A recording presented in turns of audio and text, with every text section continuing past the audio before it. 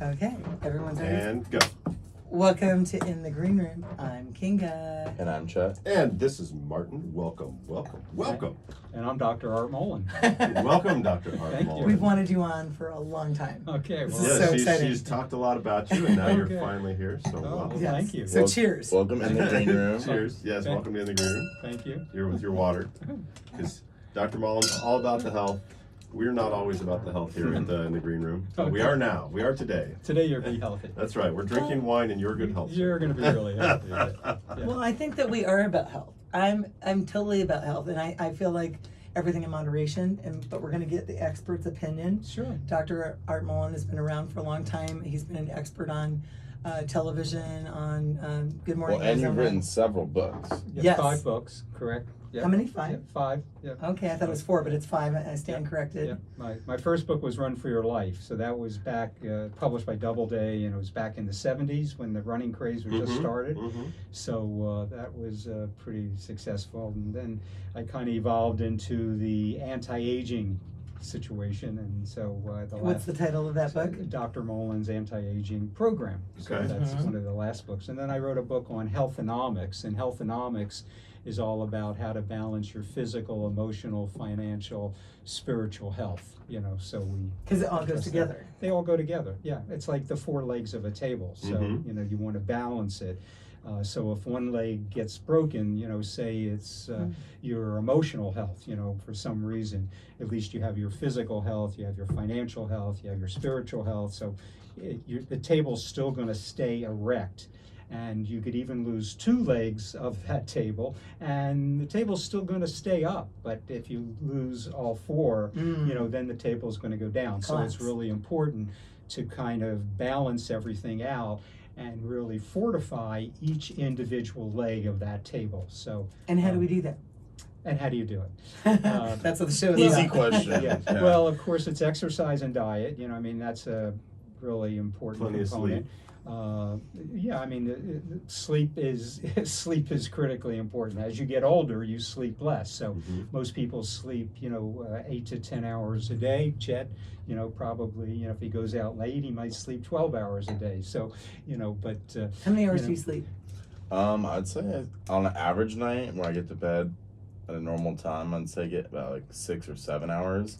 Me I'm not too. a super deep sleeper. Like a lot of it though is because I get hungry. I have a really fast metabolism because I work out a lot. sure. So I'll get hungry before I'm like ready to wake up, but then I wake up because I'm hungry. So Yeah. He's always one hungry. specific question I had for you though, when it comes to anti-aging, do you think it's more important for exercise or diet for avoiding aging? Yeah. So I think exercise is important from the standpoint of as you get older that you can function autonomously, that you can basically lift up a bag of groceries, that you can walk to the store, you can walk to your car, so I think. Well, a lot of it's also mobility so that you're not in pain. Like if your shoulders are impinged or your hips. Exactly, and by staying in shape, you also, because as people get older, they lose their balance, and so then they're going to fall, and then they're going to have fractures, and so all of those things. So from the standpoint of diet, that's important as well, because we're talking about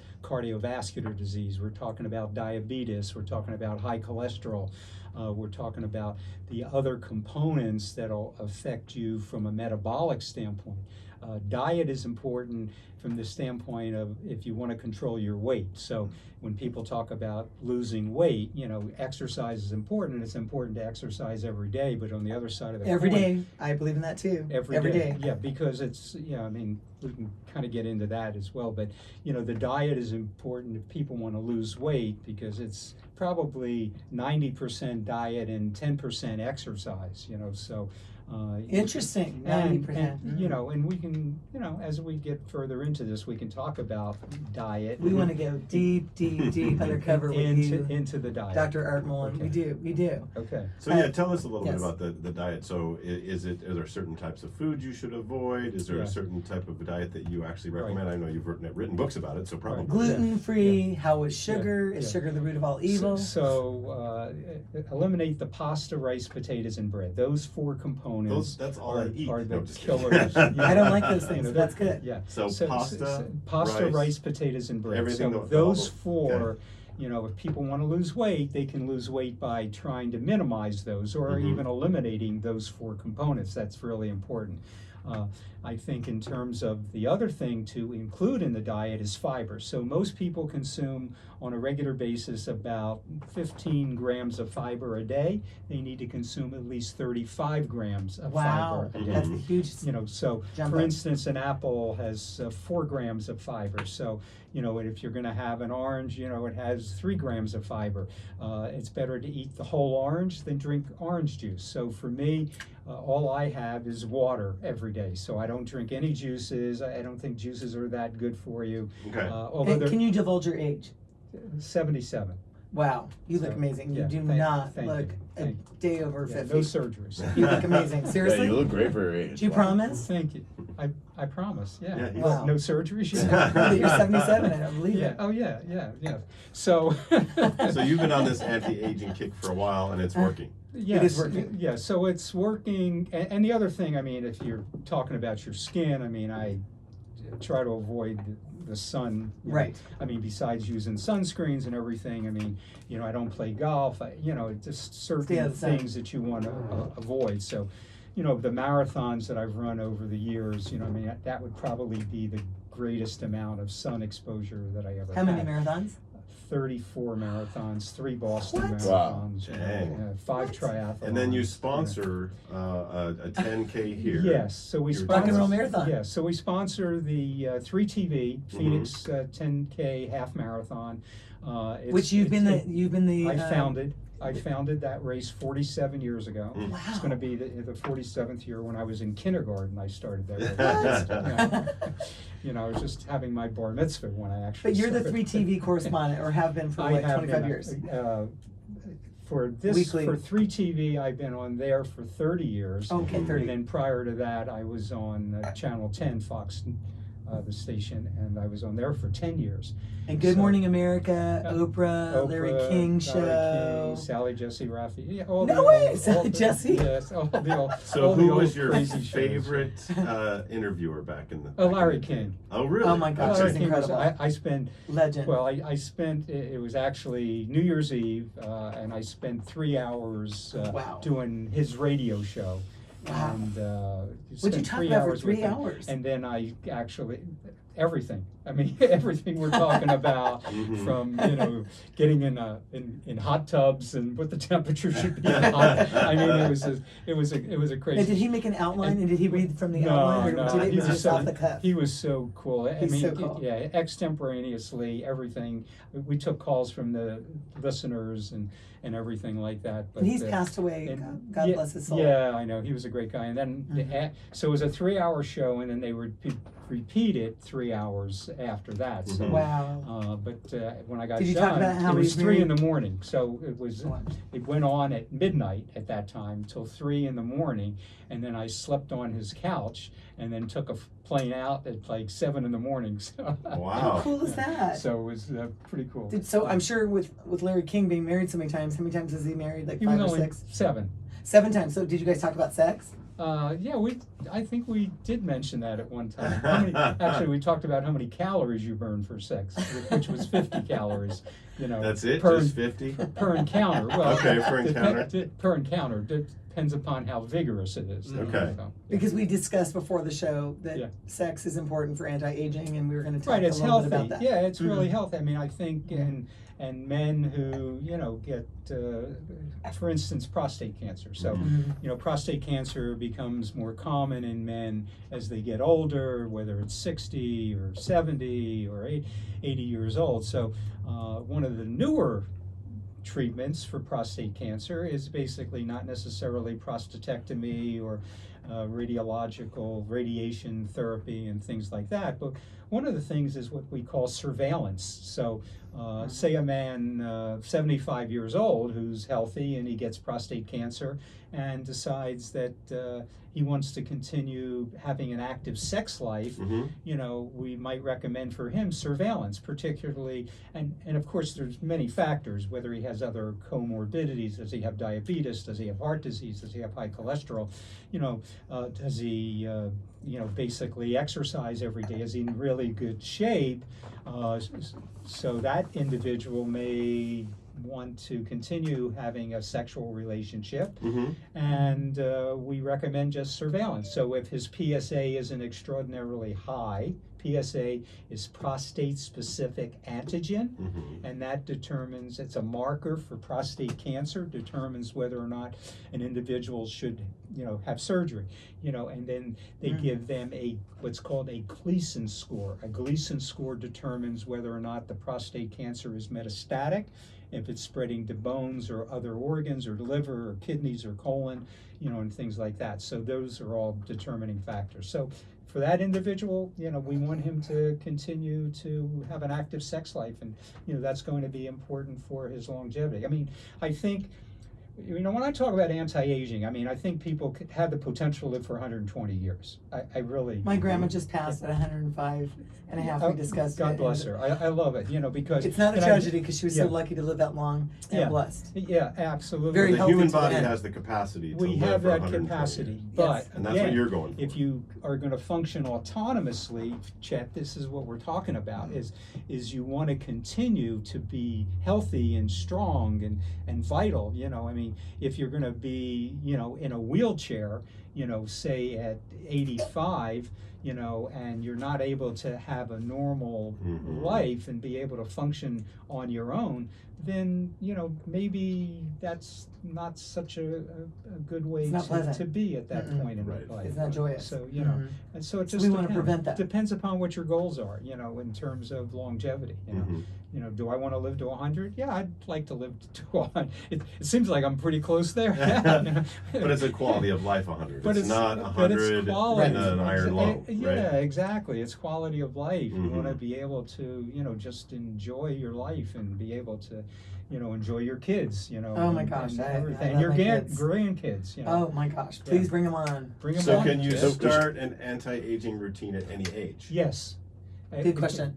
Yeah, so exactly. Uh-huh. So a lot of people, and I've had patients over the years, and they will come to me and say, I'm 65, I have diabetes, I have heart disease, I have high cholesterol, high blood pressure, what should I do? Well, you can still start at that point and start on an anti-aging program. And maybe, What would you suggest at that point? and maybe you'd be able to reduce the medications that you're taking for your blood pressure and for your cholesterol and for your diabetes. So at that point, I would suggest starting with a walking program, and you could walk, say, 1 mile a day. Cut down on the ding-dongs. Yeah, right. Nutrition. and then change your diet and eliminate the pasta, rice, potatoes, and bread. Increase the fiber in your diet, and Vegetables. and salads, fruits, and vegetables. And the diet I recommend, particularly as you get older, is a low animal protein diet. So if you follow a low animal protein diet, What about fish? so that means That's an animal. Yeah. It is? Fish is an animal? Fish is an animal. Okay, So, okay. I thought fish. fish is So different. you could eat fish, chicken, and I haven't eaten red meat for the last 40 years. But that's Really? a Okay. personal choice. But I'll eat chicken and fish. But one of the Grand Prix studies of epidemiology ever done in the world was done on 6,500 Chinese. It was done by Beijing University's School of Preventive Medicine, Oxford, and Columbia. A guy named Colin Campbell, did this particular study, and he was like really into the whole anti-aging process. But they found that the 6,500 Chinese that they did this study on did not develop diabetes, didn't have hypertension, did not, had a very low incidence of colon cancer and a low incidence of breast cancer. That their longevity was incredibly increased by following this low animal protein diet. So what I recommend is no more than 1 animal protein meal a day. So if you had eggs for breakfast, if you had chicken for lunch, if you had fish for dinner, that 1 animal protein meal would be your meal of the day. So that would be an excellent type of diet to be on, and it would be healthy. So when people get kidney disease, when they get to be 80, 85 years old, kidney disease is really one of the major killers, and people have to go on dialysis and things like that. What they do is when they put them on dialysis, they put them on a low protein diet because it spares the kidneys. So Interesting. there's something called BUN, blood urea nitrogen. So your kidneys filter out this, and the BUN increases when you get kidney disease. So the blood urea nitrogen is basically nitrogen becomes a byproduct of the protein. So by reducing the amount of protein, you're able to spare your kidneys and also lower the incidence of all these other diseases. I mean, you know, it's Interesting. So what would you eat for protein instead? Well, it's so there's two types of protein. There's animal and vegetable protein. So you could eat tofu. Tofu's a great substitute. But all vegetables have protein, so you can get there's 22 essential amino acids. So you can still get some of those essential amino acids from just eating vegetable proteins. What about nuts? So can that byproduct, nitrogen in your bloodstream, can that happen from an excess of any type of protein, or specifically from animal protein? It can happen from any type of protein, even if you were to be eating excessive amounts of vegetable protein. But it's mostly a breakdown of the animal protein. question. And so, like this amount of meat would be like say 3 ounces of chicken or 3 ounces of meat.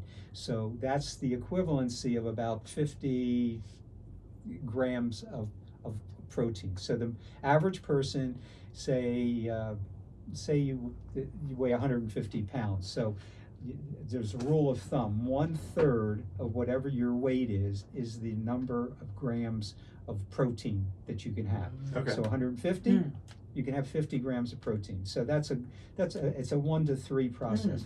Schwarzenegger wrote a book years ago, Arnold Schwarzenegger, who I had the pleasure of meeting. I met him back. Really? Yeah, I have pictures with him from the 70s. Oh wow, what was he like? When he was Mr. Universe, And so Schwarzenegger wrote this book, and it was all about protein, because bodybuilders think that they need to take in enormous amounts of protein. This was the question I was just about to ask you, because I'm obsessed with kind of natural weightlifting and like getting as big as possible, and there's like definitely part of that culture is trying to get as much protein as possible.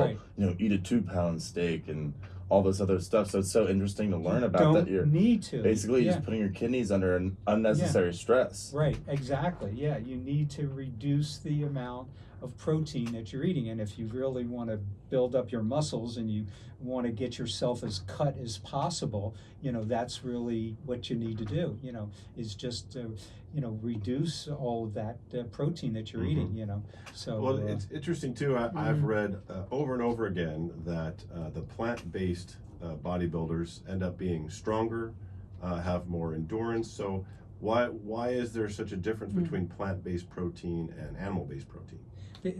Because the body absorbs it differently, and it takes much longer for your body to digest the animal protein than it does the vegetable protein. So there's a great movie, it's called Game Changer, and in fact Schwarzenegger's in that movie, but it's called Game Changer. Let's all watch it. And you need to watch that, and you definitely need to watch it, because it talks all about these guys who are just incredibly ripped, and they basically talk about the fact that they haven't eaten any animal protein in such a long period of time. Wait, none at all? Because my grandma, that, as we said, just passed away about 10 days ago. Right.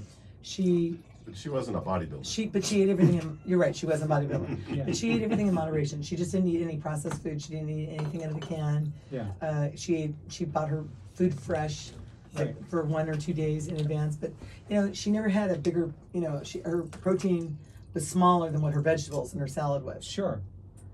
But she had protein at every meal. And that's exactly what the Chinese did. They had more, again, they had more of the noodles and the rice, and and they just had a small amount of protein that they were consuming.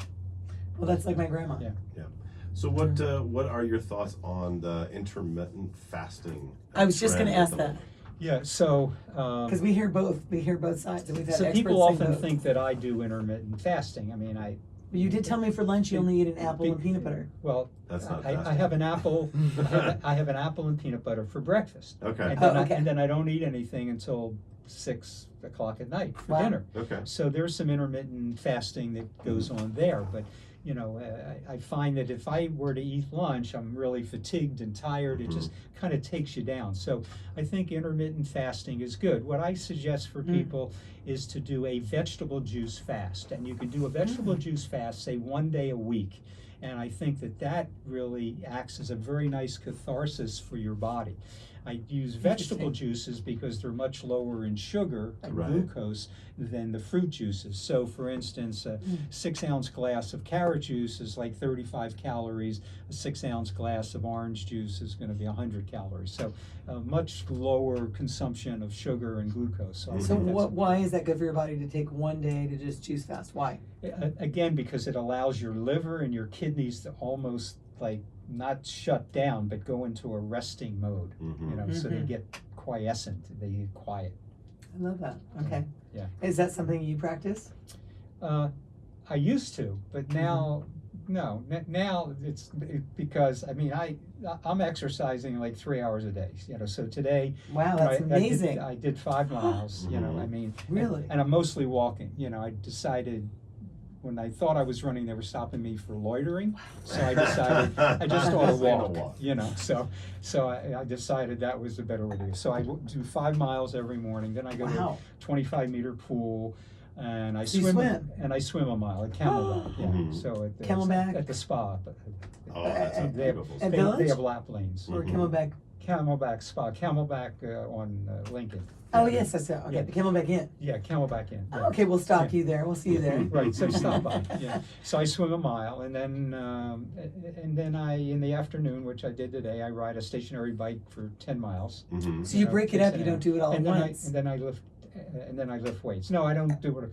You know, because then I have other things I have to do during the day. Right. Like podcast or things. You know, but I did bike and lift weights today. So every day we exercise. Yeah. Every day. I exercise every day. That's like my grandma. Every day. I think it's really important. Every day. I mean, at your age, Chet, you're probably exercising almost every day. You know? Oh yeah, I do Twice a day, exercise every day actually.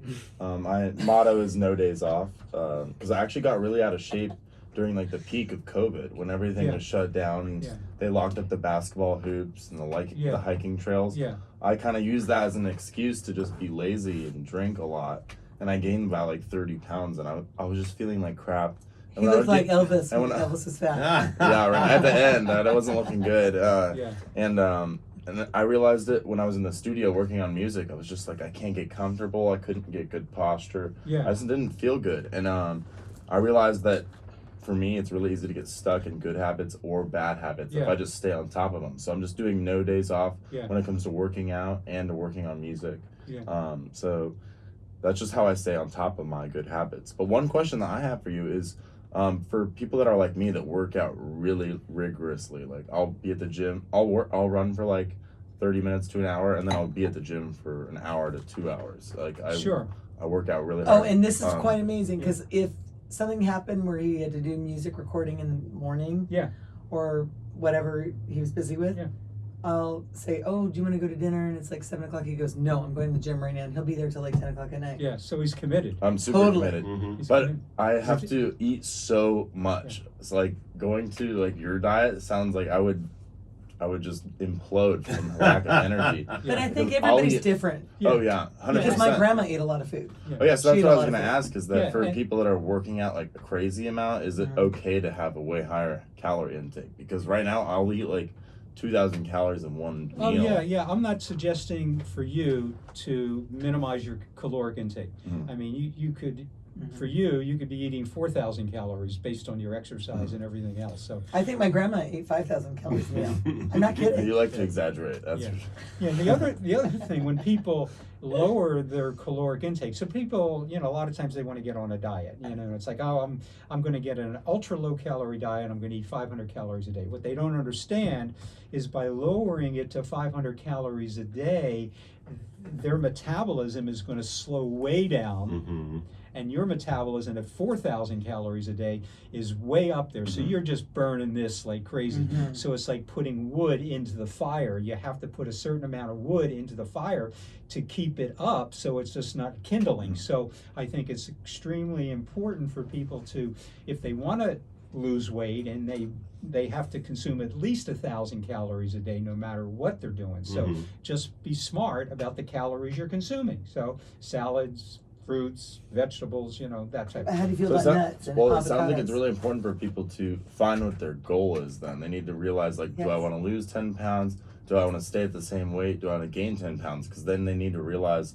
if they need to reduce their calories or increase. Exactly. Yeah. So if you increase your caloric expenditure by, say, 500 calories a day, that's important, and reduce your caloric intake by, say, 500 calories a day. So 3,500 calories equal 1 pound. Wow. 3,500 calories. So if you, so people don't realize that. So I mean, there's a lot of calories, so you're talking, and that's the equivalency of 35 miles of, say, walking or jogging or running, to get that 1 pound. So you're going to have to reduce the number of calories. So, for instance, if you walk a mile or jog a mile, you still burn up about 100 calories. The difference between running it is you're going to get increased cardiovascular benefits. So if you bicycle 3 miles, that's 100 calories. If you swim a mile, that's the equivalency of about 300 calories. That's that it? you're Doesn't seem like a lot. if you jump up and down, say on a trampoline or something for 14 to 16 minutes, that burns up 100 calories. If you decide to play tennis, you probably burn up maybe 300 calories in an hour. So Basketball's got to be up there because that's like the thing when I want to just go die cardiovascular. I just go to the basketball field. Yeah. So if you're doing full court basketball, you're going to burn up 500, 600 calories in an hour. And what about sex? So, and that's 50 calories. That's it? Sorry. Depends how you do it, I suppose. Exactly. And how often. If it's with Ray J, it might be a little higher. So basically, we have to keep moving. Yes. We have to keep moving. Move it. Movement's important. Move it or lose it. Yeah. Move it or lose it. That can be the title. One question I have is, I always see my sister doing a bunch of like anti-aging ointments and like creams. Oh, and yeah, all sure, that kind right. of stuff. Yeah. Do you think those have an important role to play for keeping your skin more taut? That's a good. People always ask me, it's like, what do you use on your skin? It's like soap and water, So okay, so you are basically just all diet and exercise. I've never had facials. I've never, I don't do skin treatments. My wife has been trying to talk me into this microneedling. That's his sister. Oh, she's gorgeous. Yeah, tall. She looks a lot like Chet, actually. Right. Yeah, she would have actually loved to be on this episode because She's obsessed with anti-aging. Yeah, So but we'll get you back. Can we get you back on the weekend? She can only do the show on Sure. the weekend. Yeah, absolutely. Okay. So yeah, she probably is using a lot of these creams and things like that, and but at her age, she's going to look beautiful no matter what she does. So, Yes. and is it going to prevent her from having aging? So as far as skin, I think it's really important to pick the right parents. So it depends upon You have the right parents. So Gigi looked really good at her age. So depending upon what your hereditary component is, gorgeous. So I think that's important, and staying out of the sun, and wearing sunscreen. My grandma. So those are really the keys to keeping your skin looking good, and hydration. I think water. you read a lot about that. Am I totally convinced that hydration is the key? People always ask me about that. I don't know. After I swim, I go into a steam room, so I think that's pretty good for dilating your pores and things like that, steam room. and the sweating. I think that's good, but a little bit of vitamin D. Do we need a little? Because my grandma thought we needed a little bit of early morning sun. Yeah, she wouldn't do the sun between 10 and 5. Right. So. She was always strict about between 10 and 5. Yes, so you can get vitamin D from eating certain foods, the sardines and tuna and salmon, that's going to give you a certain amount of vitamin D. You can take supplements of vitamin D. You can take 1,000 to 2,000 international units of vitamin D a day. The recommended daily allowance for vitamin D is really quite minimal. It's maybe 100 international units. So taking a vitamin D supplement is good for some people. I have a physician's assistant, and she and I have often, she'll always test patients for vitamin D, and I'm like, why are you doing that? If they go in the sun for 10 minutes, your skin synthesizes vitamin D, and you'll get more than adequate amounts of it. And so inevitably, we would find that probably 50% of the patients we were testing have vitamin D deficiencies. They're low in vitamin D. And these are people sometimes who get a lot of sun, but for some reason they are low in vitamin D. So for those patients, sure, we'll recommend that they take a vitamin D, supplement, again, 1,000 to 2,000 international units. I don't want to say her name, but I have a friend that was low in vitamin D, and she developed, is it Parkinson's disease? Yes. Yes. Yeah. And Chedit Cindy, I'm not gonna say her last name. Yeah. And it's because she never was in the sun. She was anti-sun. Yeah. Because she would burn, so no sun at all, and that's why she developed the Parkinson's disease. Yeah, the Parkinson's is interesting, but I'm not sure that it's linked to vitamin D.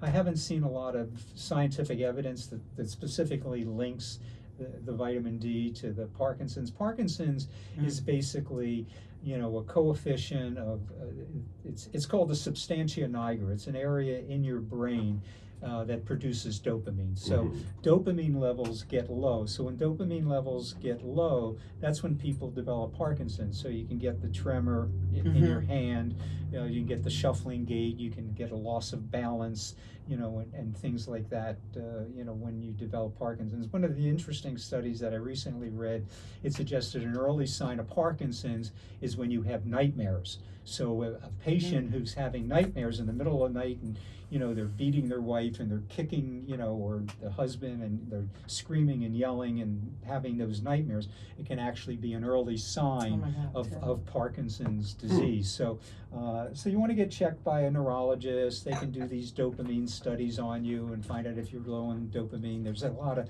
new medications they're using. They use a drug called Maripax, and Racilline is so this one study that I read, they're using this drug.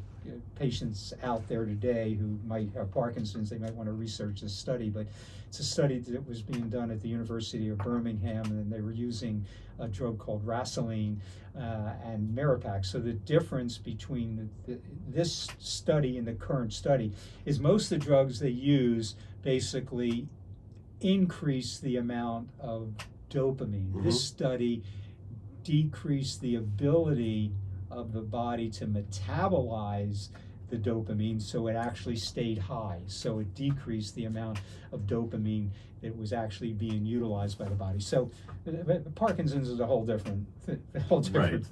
So, but there are I have a question about a lot of sugar. drugs that treat it. Yeah, sugar. And and I'm not going to try to form your opinion. I know you are very opinionated. Are you diabetic? Appreciate. I'm not. I'm asking for Chet because my son.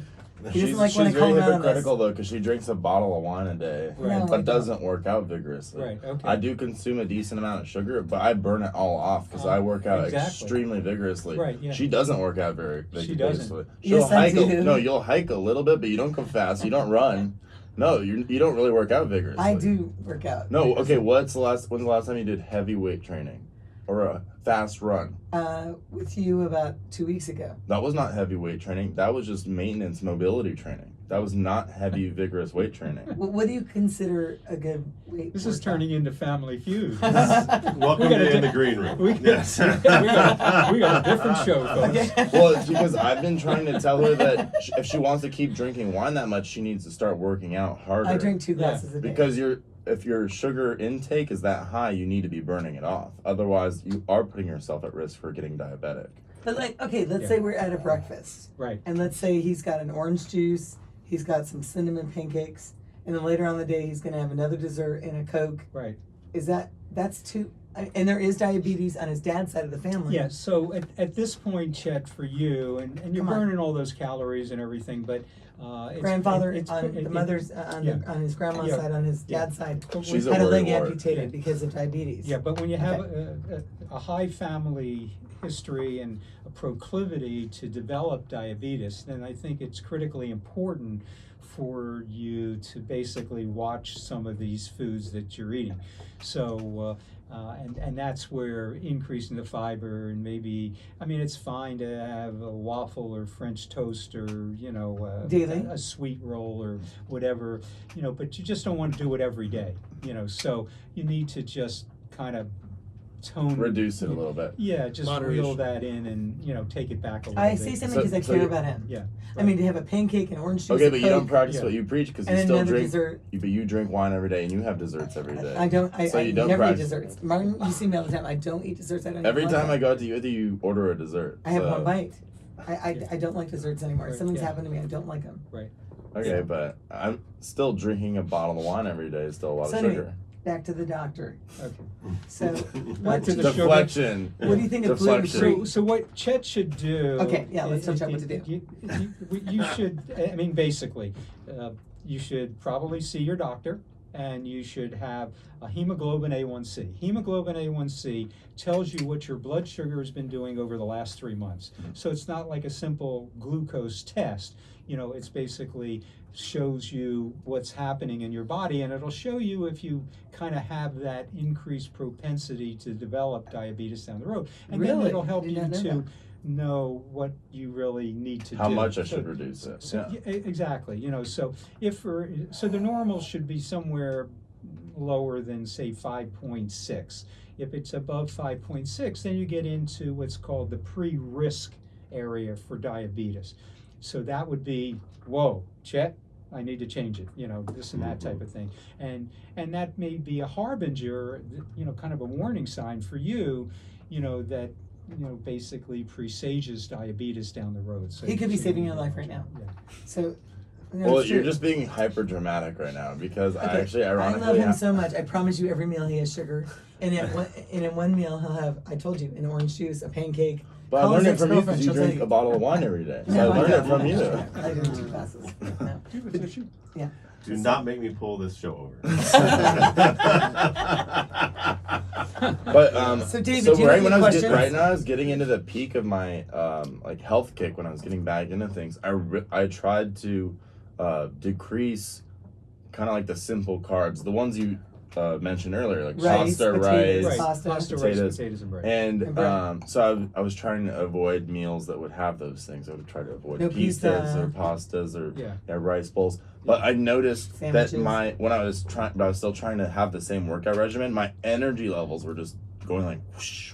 Yeah. And then diving, the second that I went back to kind of just eating whatever I want, like, oh, this restaurant sounds good, I'm gonna go there and just order whatever I want. When I went back to eating whatever I want, not caring, my energy levels went back to 100, and like back to my workouts being 100% efficiency, hitting my top weights. Sure. So I realized that for my body, I just need to have a high caloric intake, and I have been including those But healthy pastas, choices. I rices. think Doc is saying healthy choices. No, I've still been eating stuff like the pastas, the rices, the breads.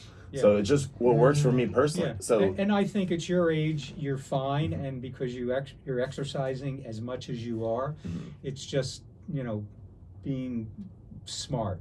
Just exactly. being as smart as you can managing about it. But Doc, I love and what having you a big old said. steak. And a 16-ounce steak. I don't think you need to do that. it's overkill. Yeah. But Doc, I love what you said about getting your blood taken, because my dad is a retired cardiologist, Sure. and whenever we were sick, all he cared about is.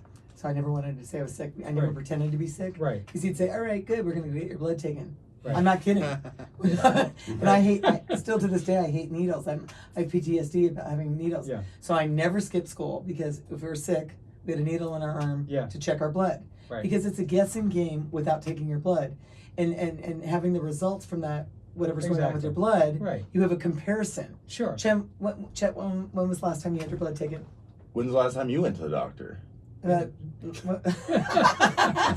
you go. I've been trying to get her to get health insurance for over a few years, and she won't. He's teasing, that's a joke. Okay. But no, it's true. I don't go to doctors because I feel very healthy. Yeah. But I think that because of it, So practice what you preach. You tell me not Okay. to have wine or have sugar, but you drink wine on the show, literally consuming sugar right in front of us. Martin, can you? You tell me to go to the doctor, but you don't go to the doctor. So I don't know what I'm Yeah, talking Martin, up top, pro sugar, pro wine, but in moderation, Yes. as Dr. Mollen said. You Yes. got to be healthy, and if you don't like where your body's at, you want to lose some weight, you have to reduce those things.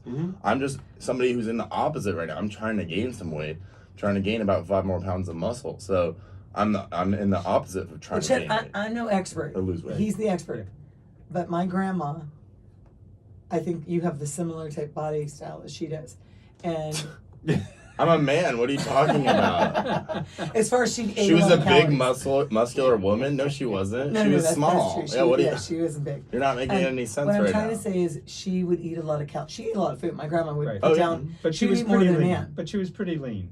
Yeah. She was lean, but she always was moving. Yeah. My grandma wouldn't sit around. Right. She was always doing a project. Yeah. She was always walking somewhere. She was Yeah. hiking. She was gardening. Great. She would hang the laundry on the clothesline, even though we had a washer and dryer. But She was Dr. always- Mollen is the true example of the Yeah. peak of how healthy you can be. The fact that he is running and swimming almost every day, and then also Yes. basically having the intermittent fast. That's the number one way to combat aging, is to have the proper amount of calories, eating healthy stuff, and be working out. And mostly vegetables, fruits and vegetables. Would you say that's what you mostly eat? Yeah.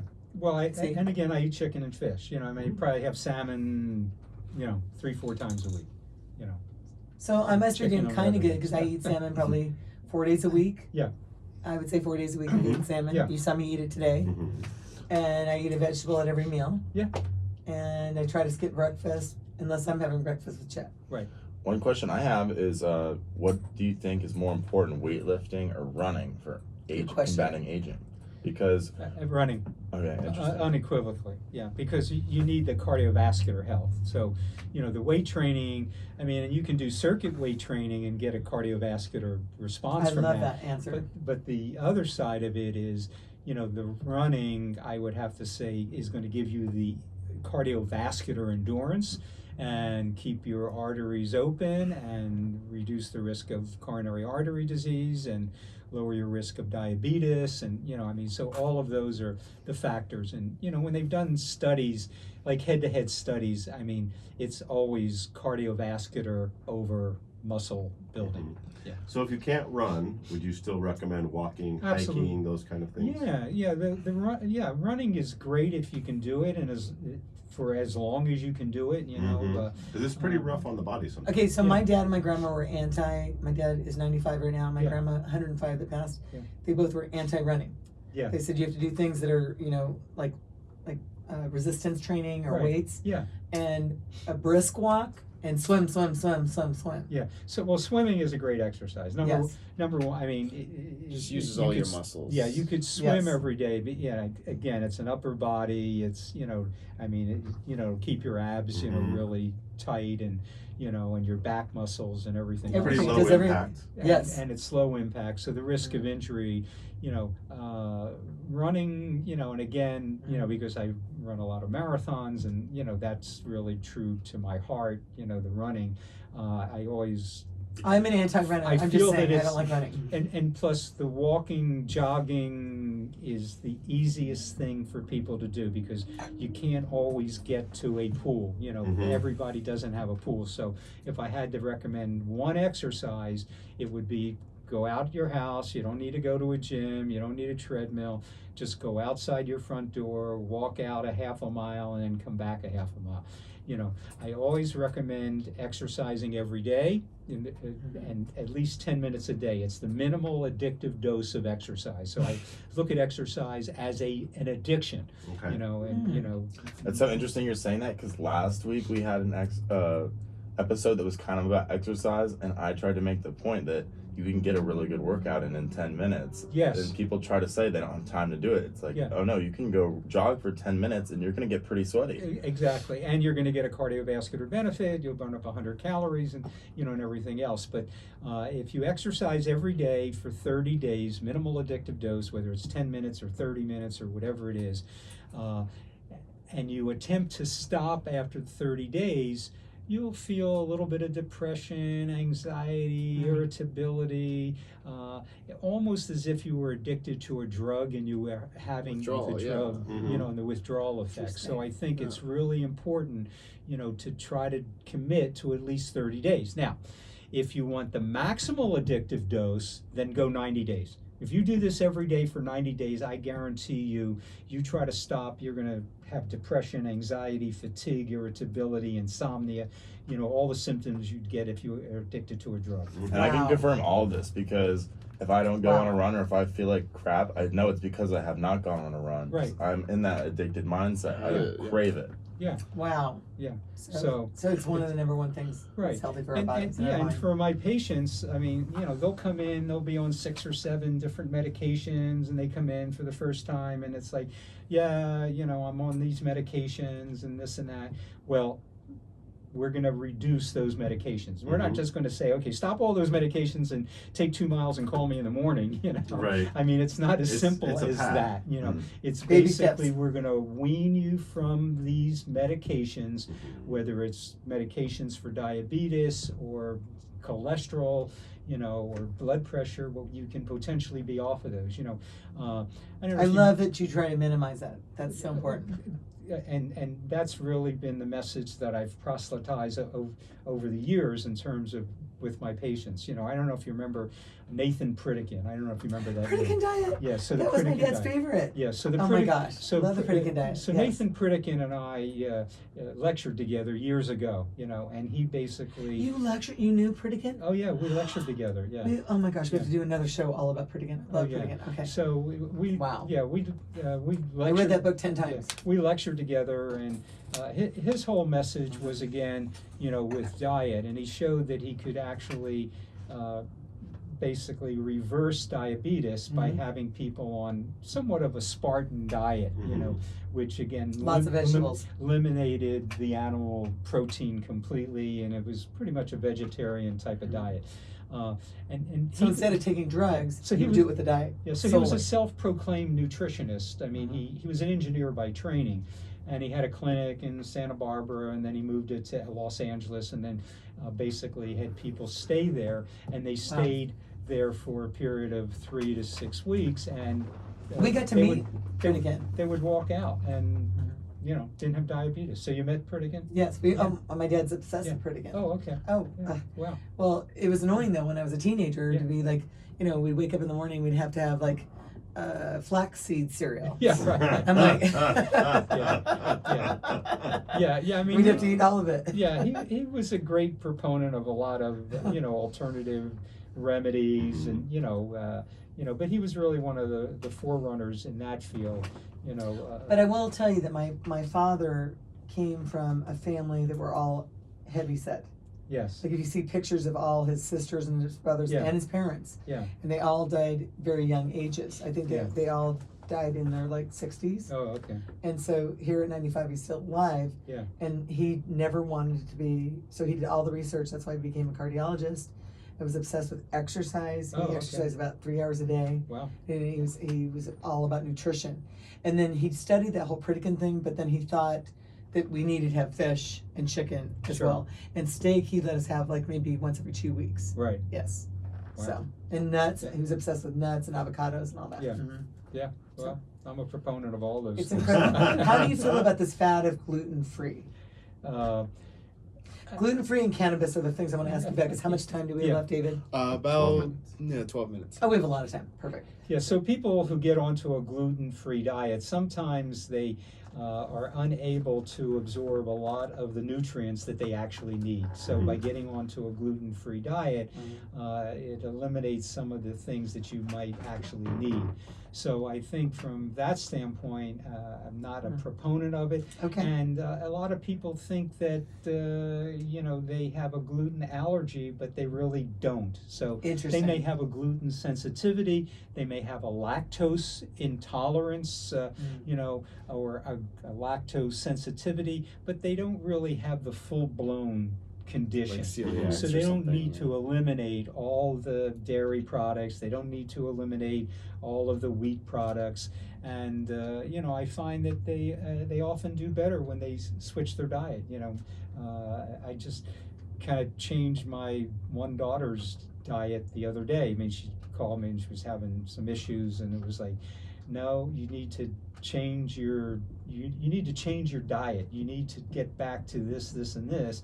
And for you need to start eating some bread. It's like you need to incorporate bread. You need bread back into your diet. You know what I mean? And my grandma always ate everything. Yeah. So do you think with those things it might just be more important to find high quality organic gluten or high quality organic dairy? Because I've been hearing that some people who think that they're have a gluten allergy, then they go to Europe and they consume gluten or bread over there, where it's used with more organic. Yeah, exactly, and they don't have a reaction anymore. Right, exactly. That's a smart question, actually. Yeah. So I don't think that the organic is necessarily any better. Now, my wife would disagree with me. So altogether, organic? You don't do organic? Yeah, just in general. And again, it's because I'm obsessed with organic. It eliminates all the pesticides and things like that. But I'm not as much a proponent. Doesn't change as much. Yeah. Right, exactly. So hold on, you're anti-organic? I'm not anti-organic. No. So is it because of the money? Do you think it's too expensive? No. No. Or do you not believe it's really anti-pesticides? I just am not certain that it is eliminating as many of the pesticides as they're talking about. I think it's probably a reduction, but not elimination. Exactly. Yeah. And so you're the first doctor expert that has said that they don't believe in organics. Yeah. Well, again, organics is tricky. Yeah. I just am not a proponent and pushing people towards the organic direction. But what's in your home, organic or not organic? Well, we have a lot of organic because of my wife, but she's doing the shopping and not because of me. So it's organic. She likes to shop at Whole Foods. I love Whole Foods and I love organic. That's the only place she'll shop. But you know what? You know what? Can I tell you guys now? I see more organic products now at Costco. Yeah. I'm so impressed. Like 80% of what they have now. Exactly. Because so many people are requesting it, and you get it in bulk, and it's such a reasonable price. Yeah.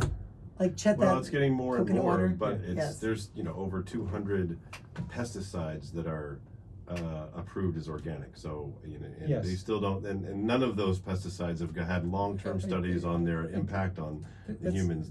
That's exactly. I disagree with both of you guys. I believe in organic. That's exactly. I think you're both wrong, and I think we'll do a whole other show about that too. So. Do I think organic is bad? No, I don't think. No, I don't think it's bad. Okay, I disagree with both of you, and Dr. Mollen. So you think it's bad? Hear it now. King has said that organic is bad. Okay, did I say that? I mean, I disagree with you guys because I think organic is correct, and I think you look at it because your wife is cooking you organic and buying organic. So for you to say you're not really you're misunderstanding what he's saying. He's saying he's not against it, but he doesn't necessarily push people in that direction. Yeah, I'm just not pushing it. That's all. Yeah, you're a pusher. Do you mind if I borrow Chet's mic real quick? Okay. Oh, I love it. Good. Yay, David has a question. No, I used to work at Whole Foods. So Okay. the only thing organic means is as soon as they pick it from the farm, they try their best to absolutely not touch it with anything else until it gets to the store. That's all organic means. It's not necessarily, like he's saying, you're not missing any proteins, anything from the plant.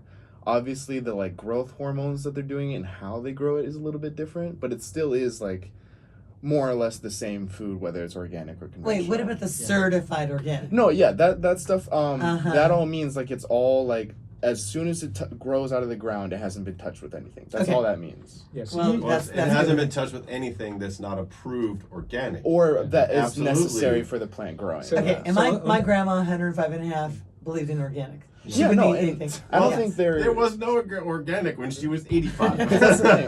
She grew her own stuff. Yeah. Because all it is a method of obtaining the things naturally. It's not any health benefit or it's just how it's grown. Because some people have sensitivities to pesticides. Blah blah. Pesticides cause it's the way it should be, absolutely. But I don't think it's as big of a deal as most people make it. Yeah. Thank you, David. So on the next show, you can have my wife. Well, 3 against 1. Yes. She has a master's in sustainability. Stop it! Really? Oh my gosh! Where is she? Why didn't you bring her? Well, she said she's busy. They want me to come. That's like they didn't ask for you. I said you can do the next show. I said I'll send you down. No, you can have her on by herself. No, we want you guys together because I want to hear the whole sex thing. She'll talk about how much more she spends when she buys organic.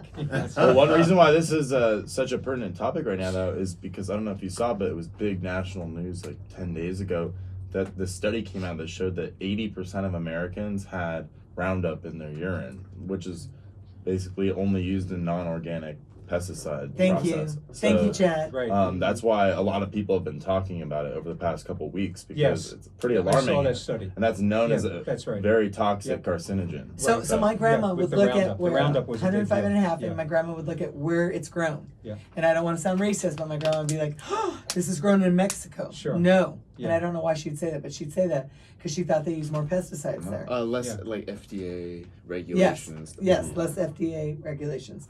So she particularly looked at, that's from Chile. No. So she wanted only local produce or what she grew herself. She did a lot of growing herself. So you grow your own I try garden. to, yes. Yeah. That's good. That's good. No. Yeah.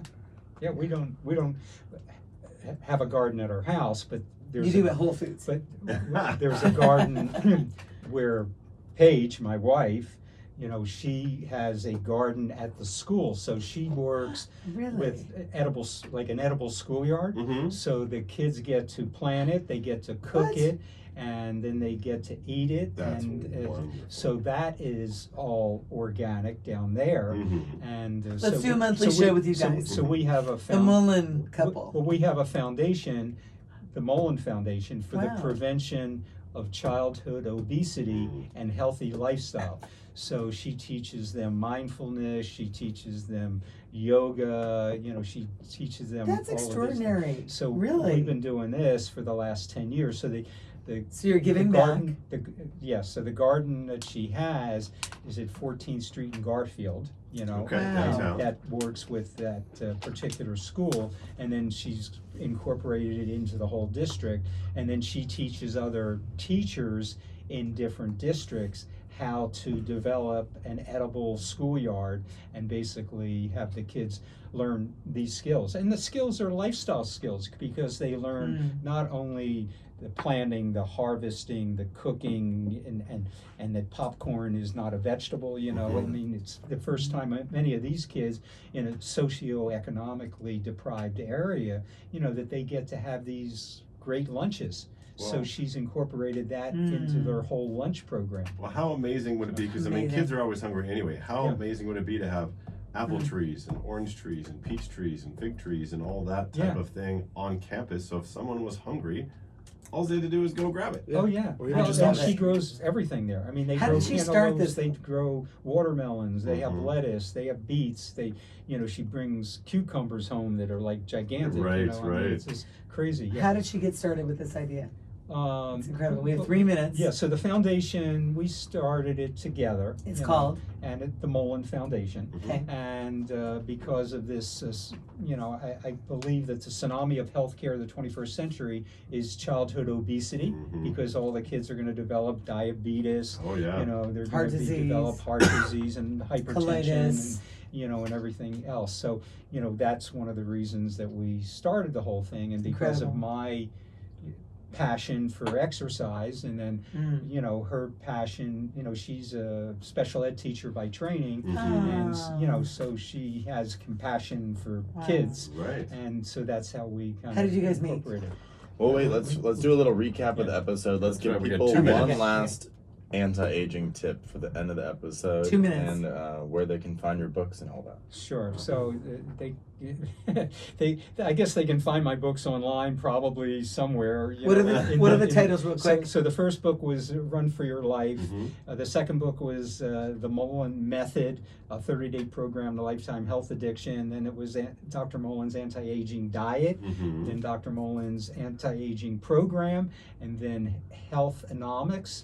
And so those are the 5 main books that I have. So We can check them out on Oprah, Larry King, Good Morning America. And if somebody wants to ask me a question, they can, send me an email at askdrartmollen@gmail.com. And we'll hear about how you met your wife next episode when the 2 of you are on. When the 2 of us are on. Perfect. Yes. Well, thank you for listening. We are in the greenroom.green. You can find us on YouTube, Facebook, all the podcast 15 channels, podcast channels, Star and Worldwide Network. Saving the Planet. One show at a time. And this is Martin Niner, and he is yesismorefun.com. Yesismorefun.com, and don't forget about Deep Chetty. The Chetty. And he's got a show August 27th at Sunbar, 9 o'clock. Woo!